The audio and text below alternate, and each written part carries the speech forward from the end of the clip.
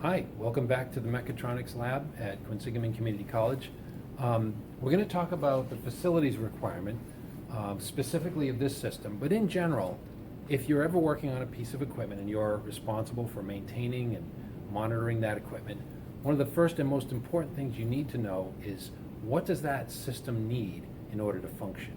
What does the building need to provide it? Those are called the facilities requirements. So in the case of the HAS 200, it needs two things from the building. And you can see right here, there's two lines coming down from the ceiling. All right, one of those lines is carrying electrical power. It uses 220 volts, single phase. It's actually 208 volts to be more accurate. 208 volts single phase for the electrical. The other line, this green pipe, is compressed air. And that is coming originally from a compressor that's down in the lower level of the Quest Center. And it's piped all through the building and used in the labs on all 3 floors of the building. So we have a feed here in the Mechatronics lab, and so the supply for the HAS 200 comes down from the ceiling. So let's talk about the compressed air first. You can see the tube coming down. It's a flexible pipe into the system. It comes down from a feed on the ceiling. Now I'm going to grab a ladder so I can get up there.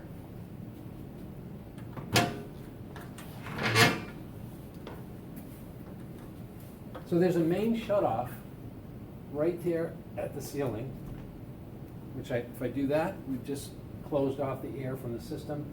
Obviously, it's way up high. We don't want to have to always pull the ladder out, so we just keep that open all the time. But that's the first main shutoff valve that you need to be aware of for the system.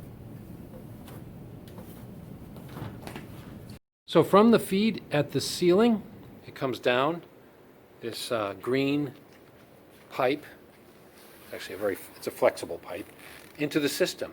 The next shutoff valve that you see is this red one right here.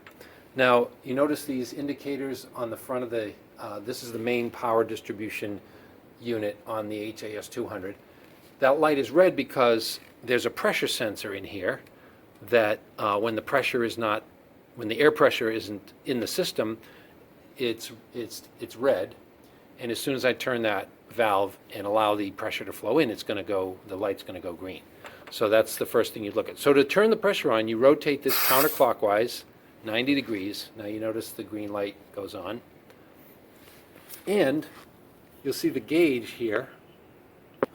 It's now indicating that we have pressure in the system. Let me turn it off again so you can see the gauge go down to 0 and then now back up to its full pressure. Now this gauge gives the pressure in megapascals. So part of the lab will be converting that number of megapascals into pounds per square inch, and so that's what you're gonna have to do that in the lab. Okay, so that's the compressed air requirement of the system. Okay, the next thing we need to talk about is the electrical requirement. There's this black cable is what brings the electrical power down into the box through the bottom into this power distribution.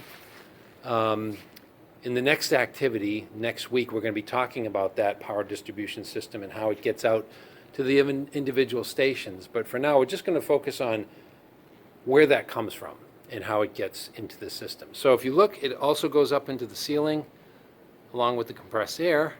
If you follow this along, well, it's invisible, it's up there in the ceiling, it comes down, and here's the main electrical panel for the HAS 200. So this is actually both a latch to close the electrical panel, and it's also a switch to turn it off. I have the main power on the system already off, so when I do this, it turns it off, and it also allows me to open up the electrical panel. Another thing we're going to be talking about next week is a safety procedure, which is extremely important, saves millions of lives every year. Well, maybe not millions, okay. It's called lockout tagout. So anytime you have a switch like this, you generally have some way to put a lock in there and lock it in its safe position. So more on that next week. So here's actually three-phase power coming in, and the system uses two of those three phases for the 208 volts AC that's used for the system. Okay, so let's close this. Turn the main switch back on. Now, generally we leave that panel switch in the on position. There's really no reason to turn it off. So it comes over here, down into the main power distribution box.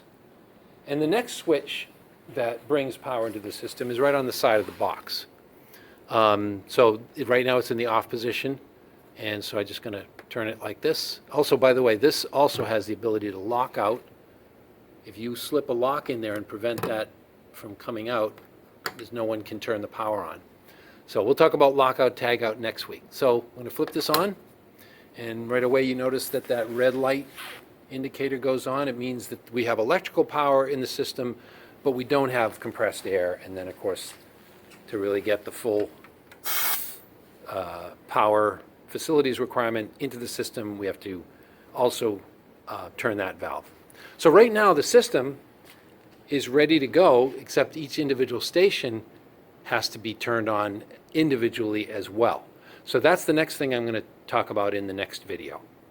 Stay tuned.